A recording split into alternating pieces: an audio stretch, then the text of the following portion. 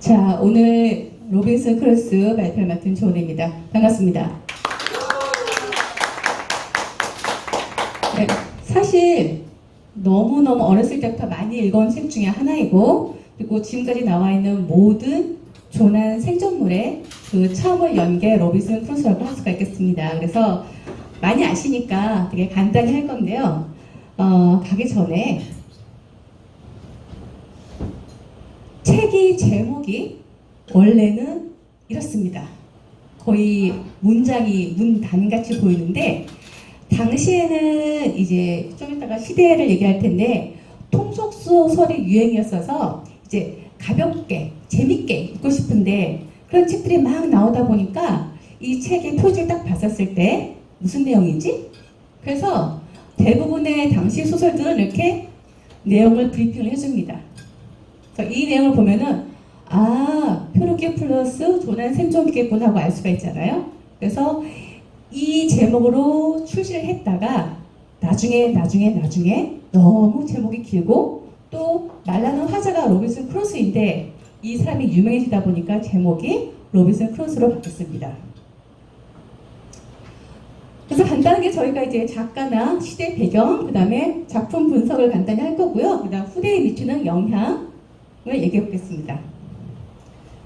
사실 이분은 다니엘 디포거든요. 이름이. 그런데 이 사람이 원래는 포예요. 아빠 이름이 포니까 포예요. 다니엘 포예요. 그런데 굉장히 언론 활동도 많이 하고 정치 활동도 되게 많이 하고 모든 곳에 다 껴있었거든요. 그러다가 영국인임에도 불구하고 이제 프랑스를 봤더니 프랑스에서는 귀족 앞에다가 D를 붙여요. 무슨 D? 그래서 어느 순간 자기 이름을 디포로 바꿉니다. 그리고 사실 다니엘 디포가 책을 쓸 때도 너무 여러 군데 영역에 쓰다 보니까 필명을 되게 자주 바꿔요. 거의 한 30여 가지가 됩니다. 그러니까 로빈슨 크루소 뜬 다음에는 이제 다니엘 디포를 붙여서 나가게 됐죠. 1659년에서 1731년인데요. 이때 당시가 이제 한참 식민시대 막 열었을 때, 그리고 런던 상인의 아들입니다. 비국교도라고 했는데 그 영국의 유명한 왕 있잖아요. 이혼하고 싶어가지고 헨리 8세입니다. 그분이 국교를 만들면서 이 국교를 장려하기 위해서 이 사람이 태어나서 얼마 안 돼서 이제 한참 학교 생활을 할 때 법을 바꿉니다. 앞으로 너네 좀 좋은 고위 간직에 오르고 싶으면 혹은 대학을 진학하고 싶으면은 무조건 국교회를 들어야 돼. 그거 안 듣는 사람들은 못 올라와. 그래서 이 사람은 원래 장로의 목사가 꿈이었는데 중간에 꺾입니다. 대학도 못 들어가고 아무것도 할 수가 없거든요. 그리고 장로의 목사가 어디 감히 비국교도인이 갈 수가 없는 거죠. 영국에서는. 그래서 그 다음부터는 장사를 합니다. 장사하는데 여기 보면은 벽돌과 타일 제접을 오래 했거든요. 그래서 이거 타일 만들고 굽고 이런 것에 굉장히 능통해요. 여러분들 책을 읽어보면은 중간에 집을 만들 때 이 굽고 뭐 만들고 특히 흙 굽는 장면이 되게 잘 나오거든요. 세세하게 극사실주의적으로. 여기에 대한 경험이고요. 이 사람 자체가 노예 무역업을 했었어요. 그래서 노예 무역업을 하는 것에 대해서 전혀 죄책감이 없고, 사실 이 로빈슨 크루소도 그냥 한번 조난 당했다가 구제를 받고 잘 살 수 있었는데 굳이 한 번 더 노예 무역업을 하겠다고 나갔다가 조난을 당하잖아요. 그래서 그런 경험이 책 곳곳에 나와 있습니다. 여기 보면 언론인, 정치, 논문가, 소설가로 써 있었는데 진짜 많은 책을 썼어요. 합리적인 은행제도는 무엇인가, 국가도로위원회, 심지어 여성교육의 개선, 너무 많은 분야의 책을 썼어요. 그리고 이 300페이지가 넘는 다수의 작품들을 썼는데 저 옆에다가 7잔이라고 썼는데 결혼하고 자녀가 7명이었어요. 많죠? 출세는 하지 못했는데 자녀들은 많잖아요. 돈을 벌어야 됐어요. 근데 이 사람은 마이너스의 손을 받고 있었어요. 손대는 족족 망해요. 정말 사업수완이라고는 절대 악의 수라도 없는 사람이었거든요. 그래서 결혼하면서 군이 가져온 돈으로도 처음에 좀 흥하다가 쫄딱 망하고 뭐 하면 망하고. 당시에 책을 쓰면은 이제 페이지 수대로 돈을 받았대요. 그래서 내용과 상관없이 무조건 길게 쓰면 돈을 많이 받잖아요. 이 사람이 돈을 벌기 위해서 이렇게 300페이지가 넘는 다수의 작품들을 쓴 거예요. 실제로 로빈슨 크루소를 포함해가지고 거의 한 30권 이상이 300페이지가 넘고요. 중간중간에 온갖 종류의 뭐 은행제도, 뭐 대출 이거 막 쓰거든요. 페이지당 돈을 받기 위함이 굉장히 큽니다. 그래서 어떻게 보면은 제가 좋아하는 에드가 앨런 포어는 돈이 없어서 빨리 쓰고 빨리 돈을 받으려고 짧은 단편을 썼고, 이 사람은 페이지 수대로 돈을 받아야 되니까 긴 거를 많이 썼습니다. 근데 불쌍하게도 감옥을 정말 많이 가요. 파산해서 감옥 가고, 정치권에 잘못 붙어서 감옥 가고, 그래서 진짜 감옥을 들락날락해요. 이것 역시 로빈슨 크루소는 알지만 다음 작품에 또 나오고요. 그리고 평생 채무라고 했는데 돈이 없어도 정말 30대 초반 이후로 계속 빚을 집니다. 뭐 하는 족족 망해요. 그래서 이 빚에 대해서 좀 국가가 좀 도와줬으면, 혹은 은행에서 좀 해줬으면 하는 마음에 또 공공시종에 대한 거라든지 대출에 대한 책을 또 엄청 써요. 자기가 어떤 여론을 만들어 보고자. 그래서 평생 빚을 시달기 때문에 그 가난, 돈 이런 것에 대한 어떤 억하심이라고 해야 될까요? 이런 게 작품에도 굉장히 많이 나와 있고, 사실은 노후에도 빚 때문에 조금 안 좋게 돌아가셨어요. 그래서 빚에 쫓기다가 한 10년간 거의 잠수를 타죠.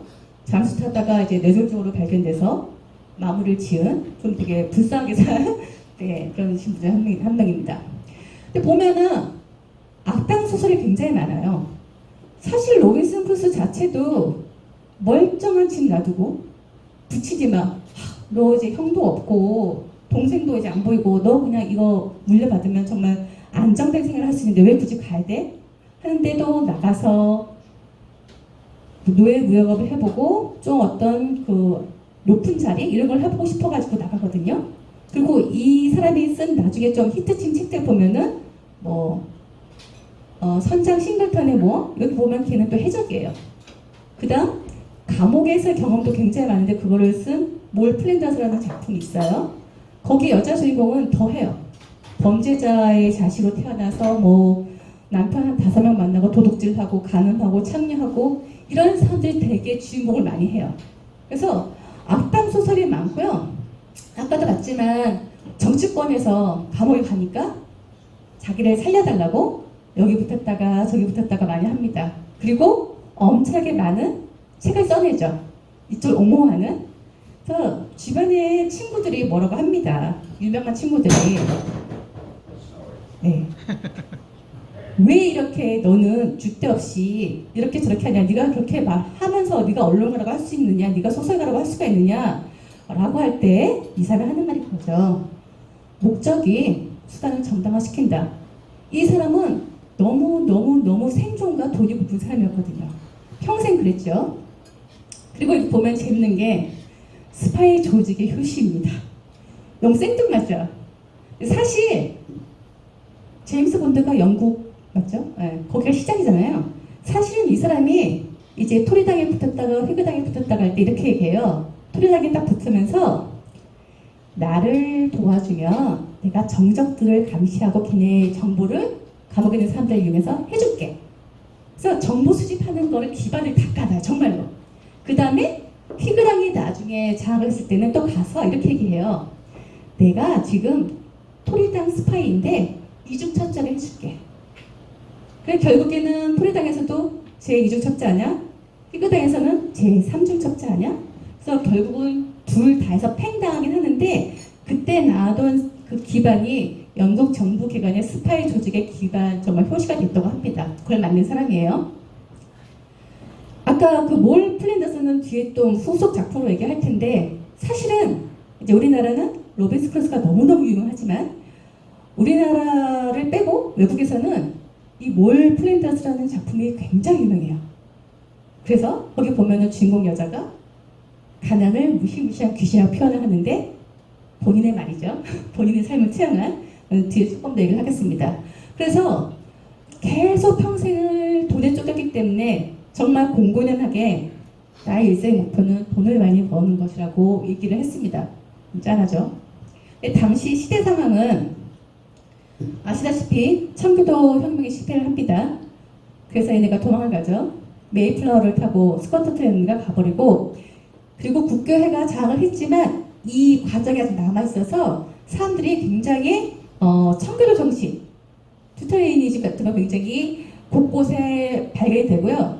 특히 여러분이 이 책 후반에 보면은 이제 성경을 읽으면서 왜 날 이렇게 보냈지? 이것도 다 이분이 원하신 건가? 결국 그래도 다 죽었는데 나는 살아남았네? 나 선택받았네? 이런 이 칼뱅이식에 나와 있는 게 다 들어가요. 물론 이걸 또 반대하는 사람들도 있어요. 왜냐하면은 야, 여기는 다 사람들이 착하게 태어난다는데 그러면은 식인종들은 뭐야? 이런 것도 있지만 그럼에도 불구하고 굉장히 많이 칼뱅이즘을 담고 있고, 그리고 작품에 보면은 아프고 난 다음에 열렬한 개신교 신자가 되거든요. 그래서 로빈슨 크루소 작품이 굉장히 좋은데 그 후편에는 거의 약간 그쪽 사람들한테 전도를 하거나 이런 목적으로 약간 글을 쓴 경향이 없지 않아 있습니다. 그리고 식민지 획득 경쟁이 치열했죠.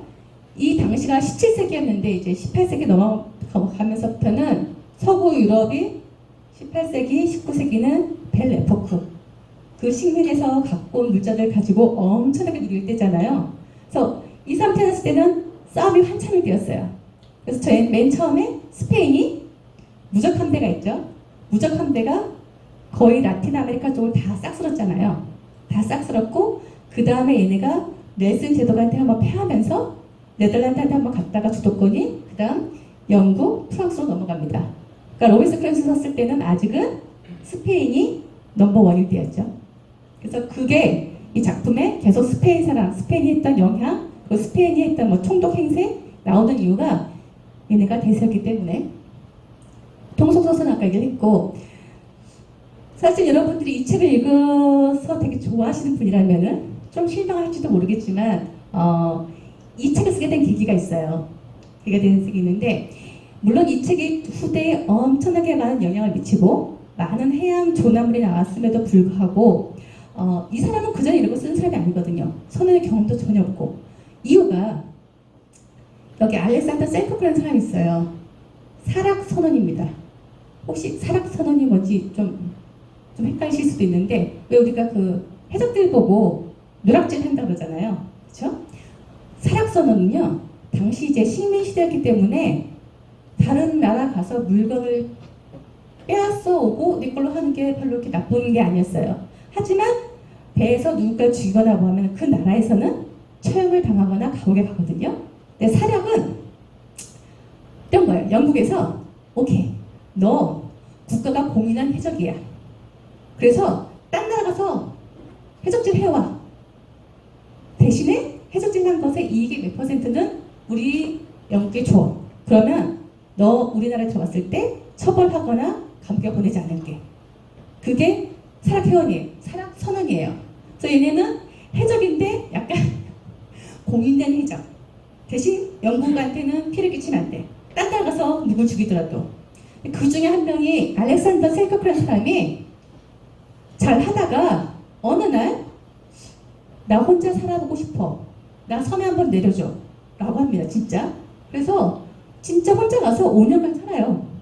그리고는 5년 뒤에 나 데려와. 이 사람이 그 섬이 좀 많이 갖춰져 있는 섬이었고 그렇겠지만 너무 잘 지낸 거예요. 그래서 5년 뒤에 배가 데려왔을 때 안 가겠다고 또 하는데 이제 가자서 데려왔는데, 그리고는 사람한테 얘기하죠. 나 갔는데 이렇게 해서 막 얘기를 합니다. 그래서 이 다니엘 디포가 이 사람 만납니다. 만나서 돈을 주고 수기를 삽니다. 그래서 그 삶의 5년 동안의 생활이 다 갖고 있죠. 그래서 그게 이 로빈슨 크루소 작품에 굉장히 많이 녹아들어져 있어요. 그래서 여러분들이 책을 읽다가 보면은 약간 초반에 책을 쓰는 뉘앙스하고 중반 이후 뉘앙스하고 좀 많이 다르거든요. 그게 보면은 이 사람이 수기를 좀 쓰다가 그 다음에 자기가 이거 넣어야지 라고 바뀌어서 조금 톤이 바뀐 것 같은 그런 느낌을 좀 받으실 수 있을 거예요. 제가 지도를 좋아합니다. 여기가 보면 처음에 그 알렉산더 셀커크라는 사람이 나 내려줬던 섬이 이쪽이에요. 근데 거기가 보면 친해 앞바다죠.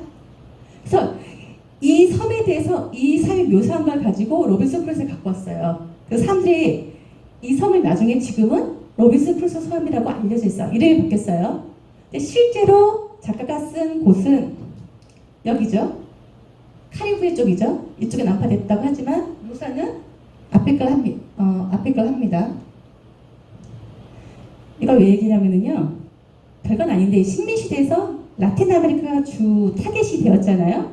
그래서 그 뒤에 나오는 거의 모든 소설들의 90%가 이런 해양 조남물 혹은 어드벤처류의 90% 이상이 다 여기 아니면 여기서 일어나요.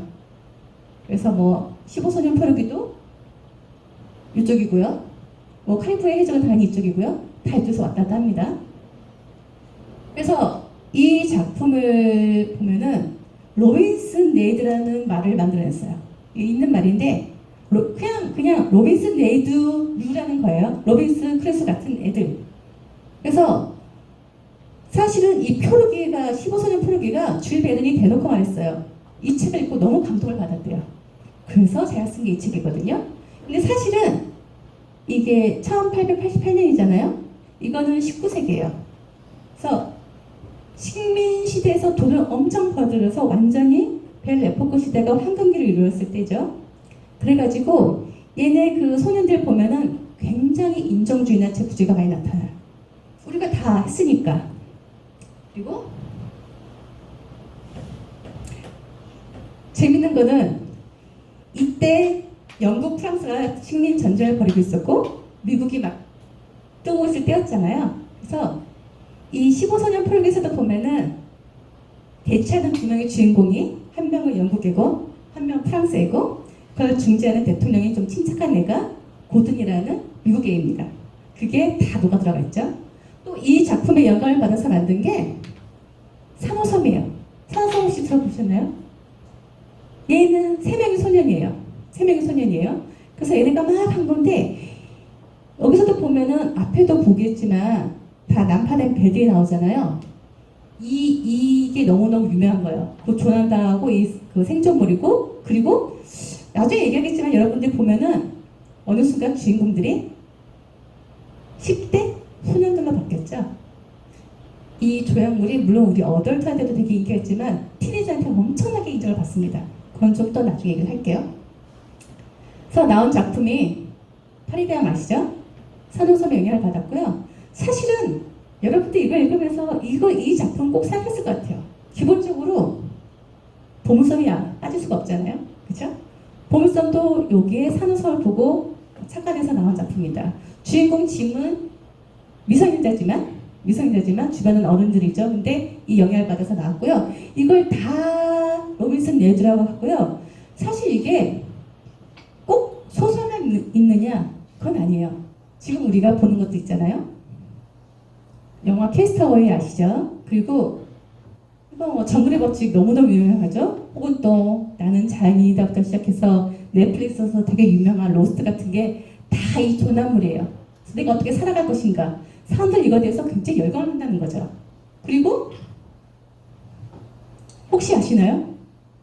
이분 엄청 유명하신 분인데 내셔널 지오그래픽에서도 뜨기 시작했는데 직업이 딱 써있어요. 생존 전문가라고. 이 사람은 직접 불 피는 거 빼고는 다 해요. 로빈슨 크루소처럼 다 해요. 이게 지금 넷플릭스에서 나오고 있는데 사람들은 이런 로빈슨 크루소에다가 엄청나게 열광을 하고 좋아하고 계속 뭔가 더를 원한다는 거죠. 두 번째는 당연히 얘는 혼자 표로 됐잖아요. 고립된 삶에 대해서 또 많이 작가가 얘기를 하고 싶었던 것 같아요. 그래서 사실은 우리가 고립됐을 때 가장 먼저 얘기할 사람들 이걸 너무너무 그리워하겠다는데 이 외로움에 대해서 처음에 앵무새를 하나 잡아오잖아요. 그리고는 이름을 붙여줍니다. 이름을 붙여준다는 것은 뭔가 좀 인정을 한다는 거잖아요. 그리고 마치 친구가 자기한테 말을 걸듯이 이런 말들을 가르쳐줘요. 아, 불쌍한 로빈슨 크루소 어떻게 이렇게 온 거야 이러면서 되게 마음에 어떤 위안을 얻고 싶어서 그걸 되게 트레이닝을 시키죠. 이까지는 너무너무 이해가 잘 가요. 아, 그 섬에서 얼마나 외로웠으면. 근데 디포는 평생 빚에 쫓기면서 맨날 감옥을 들락날락하면서 집에 있어 본 적이 별로 없어요. 그래서 반려동물과의 경험이 없겠죠. 그래서 이 사람이 아마 생각은 개나 이런 것과 또 뭔가 인터랙션을 쓰고 싶었던 것 같아요. 그래서 개에 대한 언급이 몇 번 나오는데요. 정말 이렇게 나와요. 이 개는 16년간 즐겁고 다정한 동반자 늙어 죽음. 이런 거 없어요. 그 개랑 뭘 하는지 별로 게 없어요. 그러니까 그런 상호작용이 전혀 없고요. 또 다른 개도 한 번 발견하는데 밥 한 번 주고는 땡.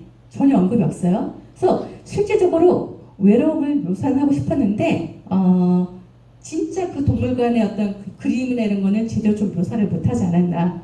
결정적으로 저 이거 보면서 되게 헉했는데 고양이가 나오죠. 고양이가 있는데 고양이가 뭐 하다가 이게 가출하는 고양이들이 생겨요. 그리고 새끼를 막 나오죠. 그 집에 와서 식량을 먹으니까 총으로 다 쏴서 죽여버립니다. 그리고 그 중에서도 한 3마리는 자기랑 잘 지냈대요. 너무너무 괜찮았대요. 좋아요. 그래서 이 잘 지내는데 얘네가 또 새끼를 계속 낳잖아요. 그럼 웨스 크로스가 그럽니다.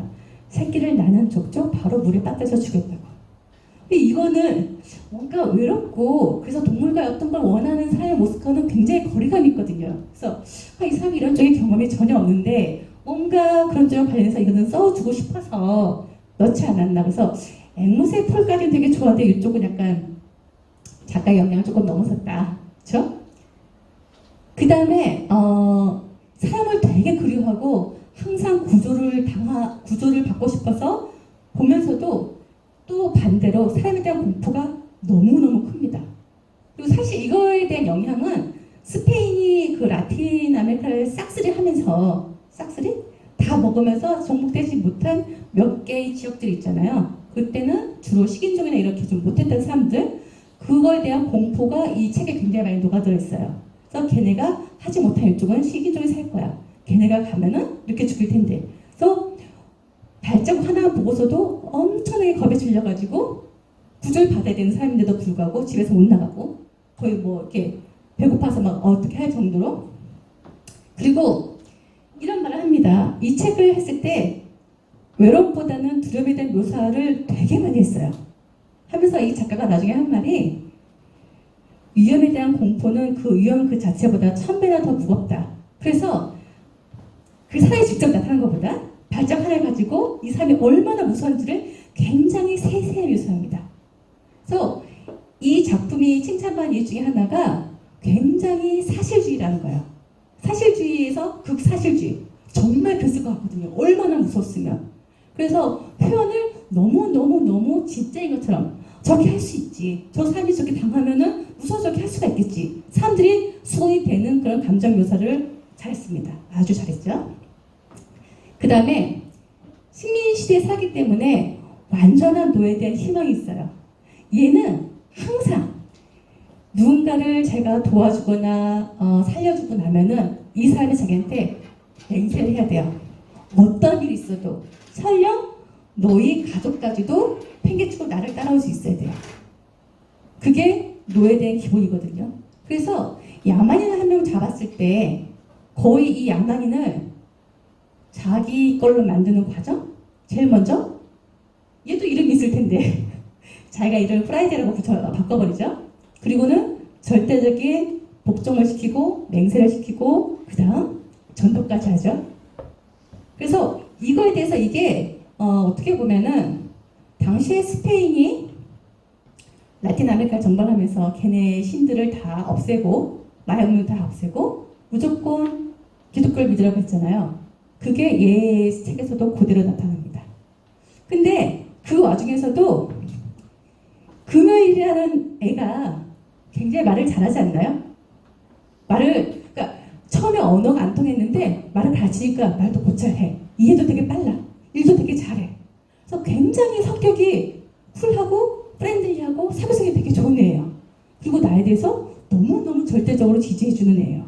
그래서 나중에 독자들이 이 프라이드라는 인물에 대해서 굉장히 좋은 감정을 가지고 있고 후속작을 원해서 나중에 후속작도 나오고 다른 작가가 또 후속작을 쓰는 것까지 나오게 됩니다. 그 다음에 나중에 섬에서 나올 때 되게 좀 이게 웃겼던 게 그 어떤 문화 우월주의나 이런 게 드러난 장면이 사실은 섬에서 내가 옷을 입을 필요는 없지만 나중에 옷을 다 해서 입잖아요.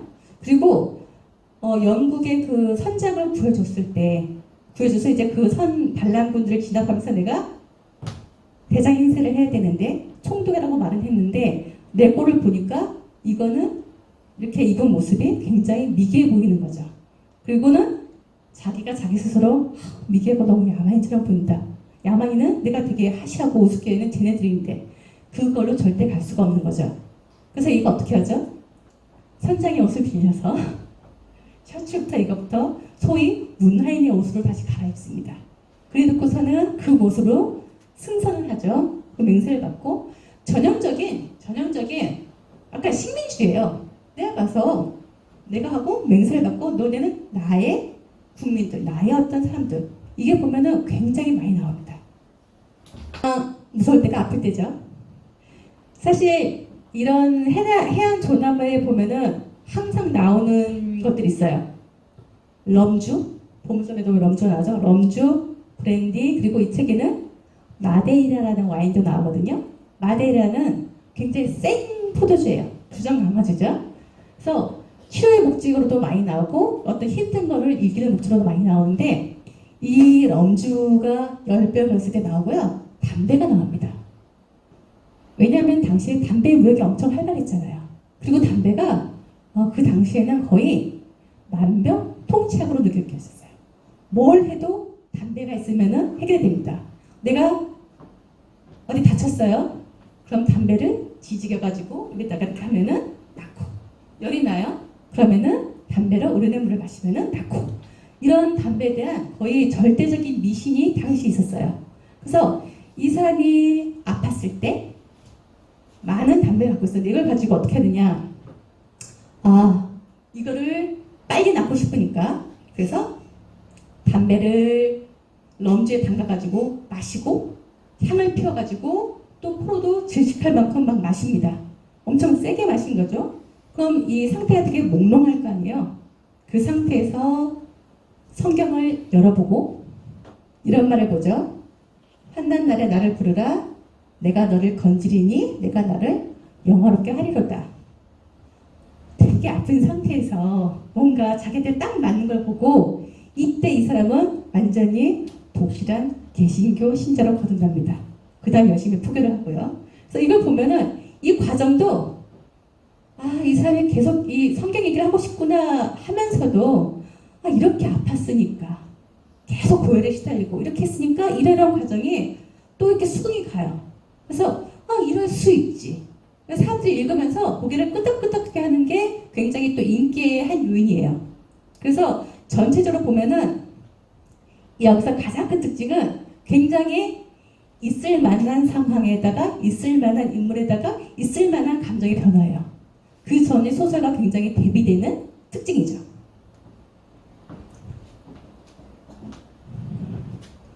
제가 그래서 이런 소설 참 사랑합니다.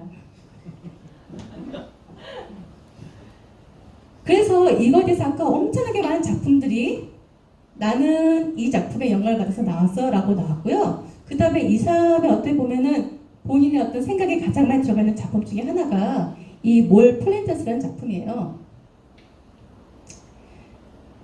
몰 플랜더스가 있고 그 다음에 아까 너무 로빈슨 크루소가 인기가 있으니까 2편, 3편이 있었는데 2편, 3편은 사실은 그렇게 히트를 치지 못했어요. 히트를 치지 못했고 사실 후대 와서 조금 더 비난을 많이 받았죠. 너무너무 우월주의되게 느껴지니까. 그런데 몰 플랜더스는 책도 되게 외국에서 인기가 있고요. 누군지 아시나요? 이 다니엘 크레이그라고 되게 유명한 배우인데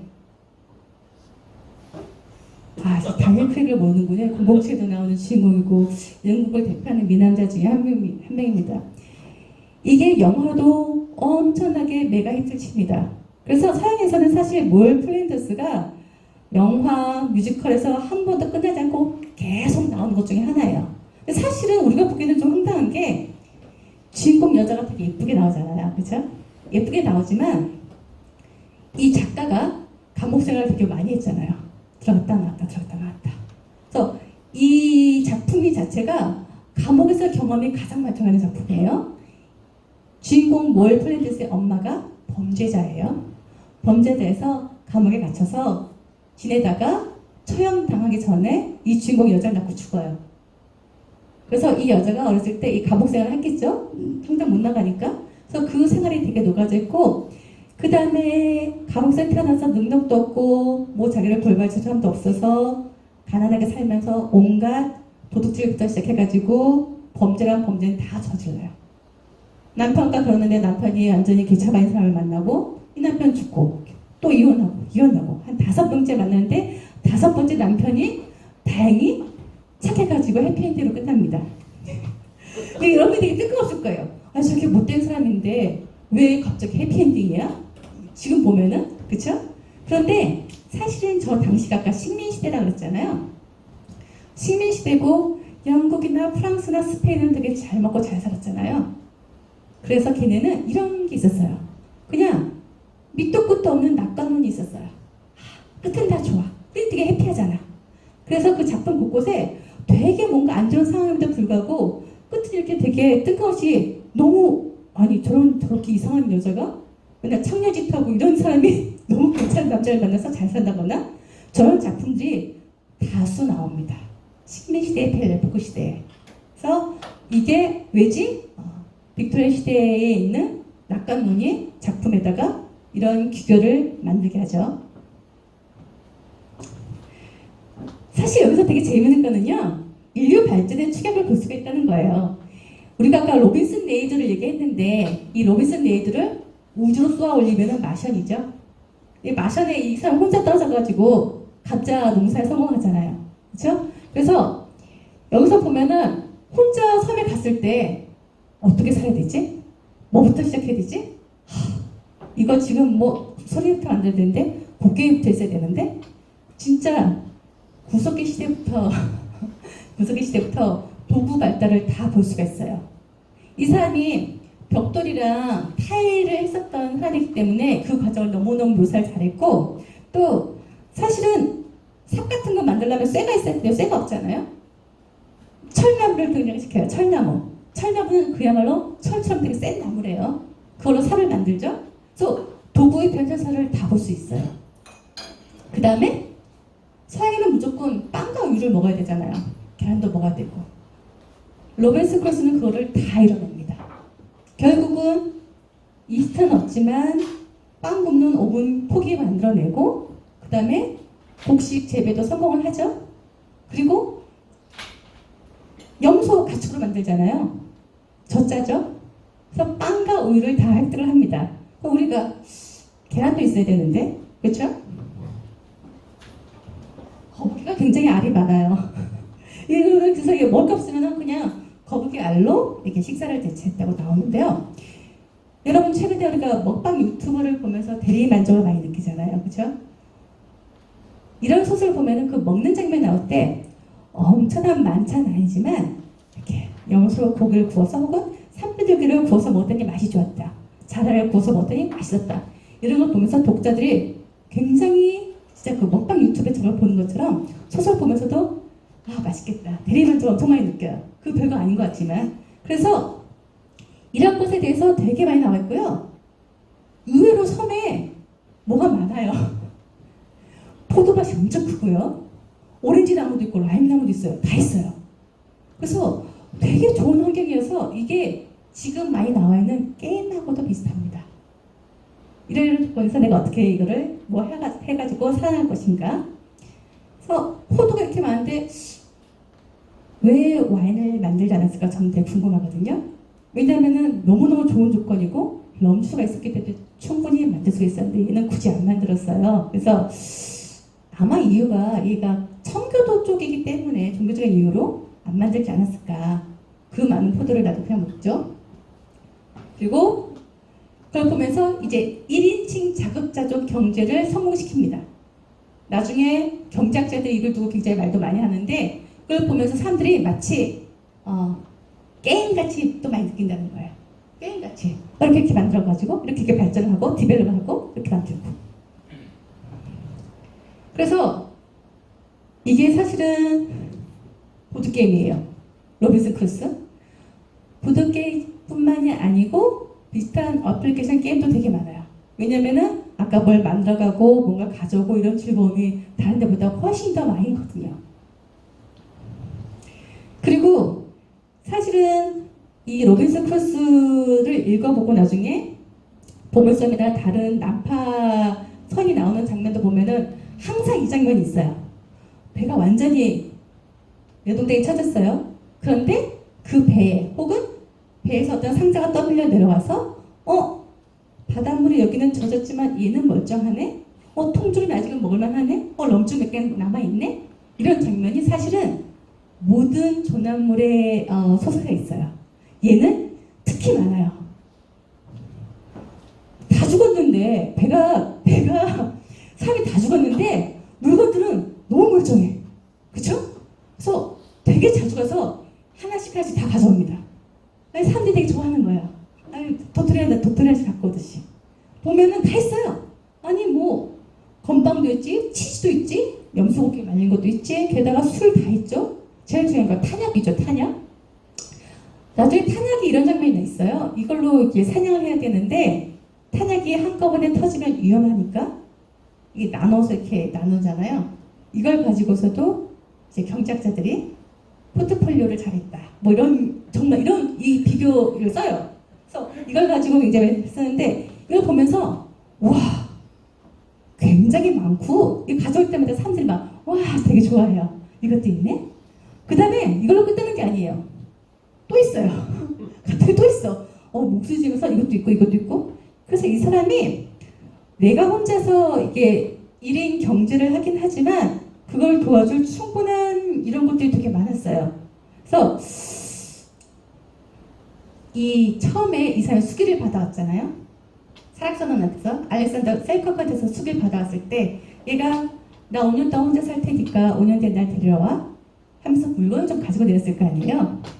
그래서 그거에서 많이 착각해서 이렇게 하지 않았나 라는 생각을 해봅니다. 왜냐면 이렇게 많은 물건들이 있으면 나이프랑 포크까지 다 했으니까 굳이 그렇게까지 내가 다 만드는 과정이 필요할까 싶을 정도로 있거든요.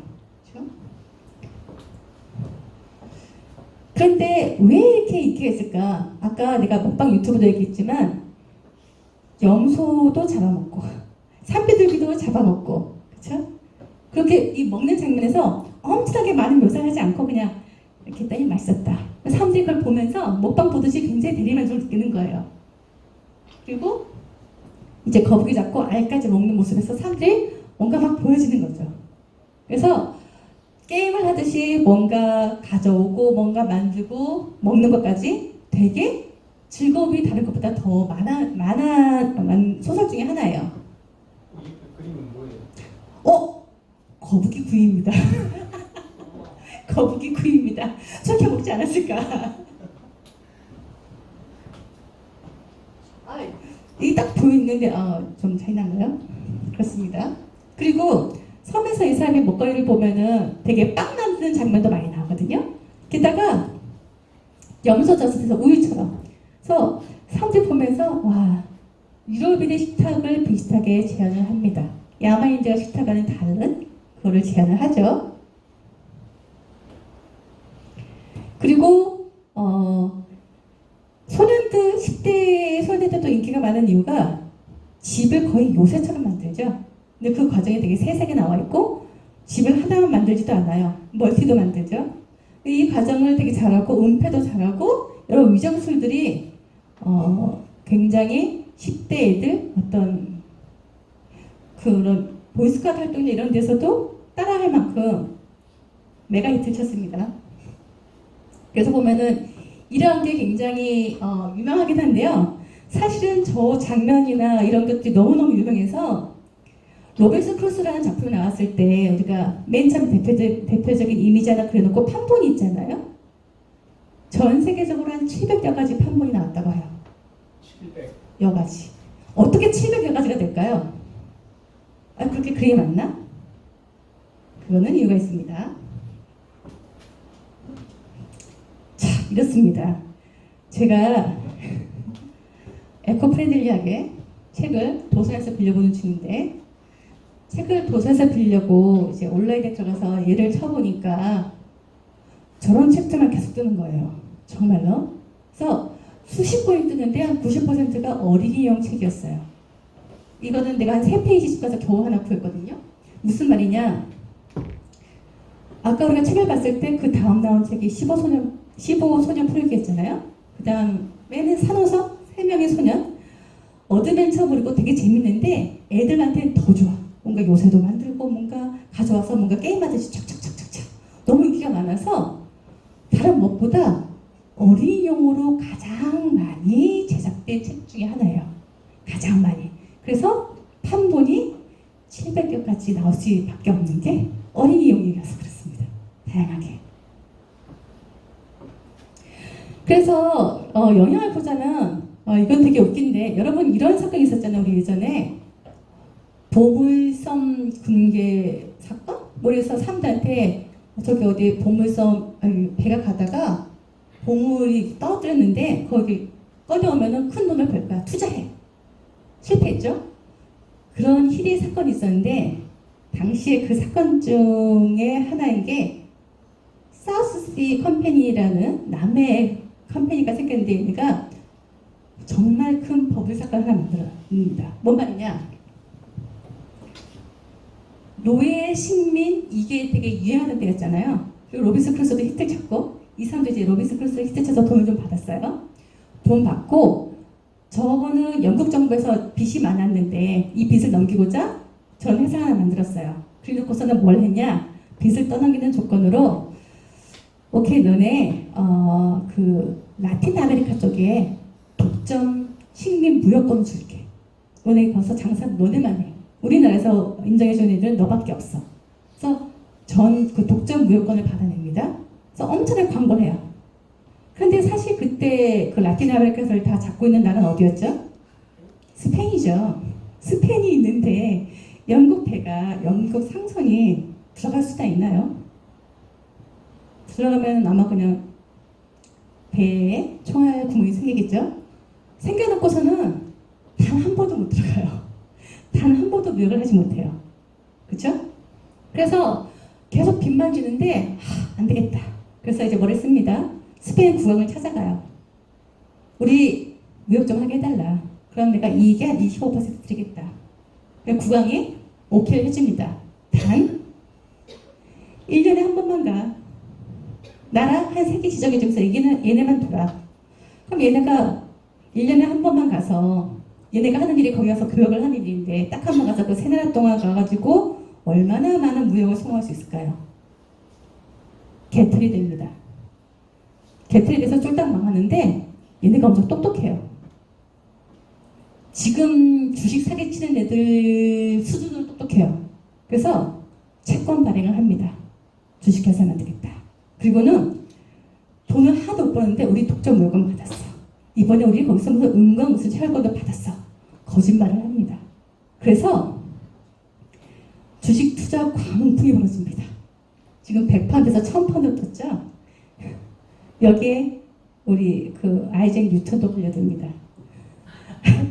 당시에 이제 식민 시대였고 또 이성주의, 계몽주의 해가지고 과학 발전이 막 하던 때였고 그때 대표 주자가 물리학자가 아이작 뉴턴이었거든요. 이 사람도 들어보니까 혹하는 거예요. 그래서 돈을 엄청 투자를 합니다. 그런데 돈을 거의 대부분 잃죠. 이러면서 아이작 뉴턴이 그런 말을 합니다. 거의 개털되면서 내가 이 천체의 움직임은 계산할 수가 있겠는데 이 사람들의 관계는 도대체 계산할 수가 없다 라고 하면서 손을 털고 나오는데 이게 왜 로빈슨 크루소에 들어가느냐. 디포가 여기서 또 역할을 하거든요. 이 사람은 돈 올빵해요. 그리고 건반하면 괜찮은데 거기다 대고 이제 이 사람 저널리즘 하던 사람 저널 가잖아요. 언론인이잖아요. 엄청 그렇습니다. 무역업에 죽였어요. 주식회사의 뭐 비전 이런 책도 엄청 써서 사람들을 뽐뿌질을 엄청 해요. 그쵸? 그러고서는 지금 쫄딱 망해요. 돈 다 틀어놓고 20억 정도 지금 그 돈을 다 했습니다. 사실 이 디포가 로빈슨 크루소가 거의 60 다 돼서 썼거든요. 그 다음 저기 투자해가지고 돈 쫄딱 잃고 그 다음 어떻게 하죠? 이제 더 이상 없는 거예요. 정말 더 이상 없는 거예요. 나이도 많죠? 그 다음부터 디포는 잠수를 탑니다. 채무자한테 쫓겨서 잠수 타다가 10년 후에 혼자 죽죠. 근데 이게 사실은 로빈스 크루스 연대에서 일어난 사건 중에 큰 사건이었고 이 사건 때문에 버블이라는 경제 용어가 공식적으로 명명이 됐고 이것 때문에 영국 정부한테 돈 잃은 개미 투자자들이 엄청 항의했을 거 아니에요? 의원 내각제가 시작이 됩니다.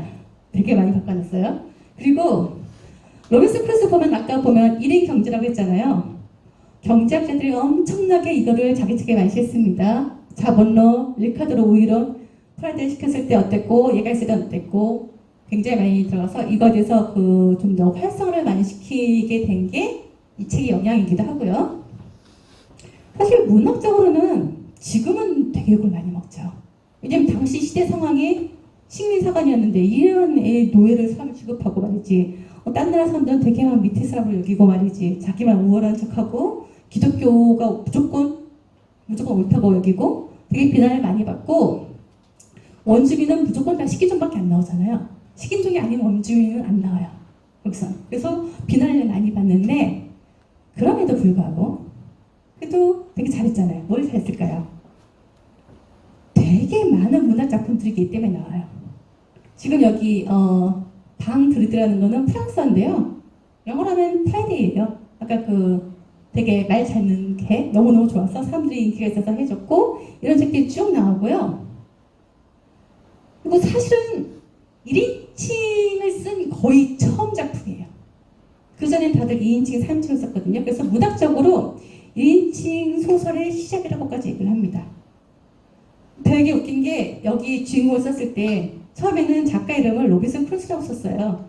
독자들이 정말로 이 사람이 살아나와서 책을 썼구나라고 생각했어요.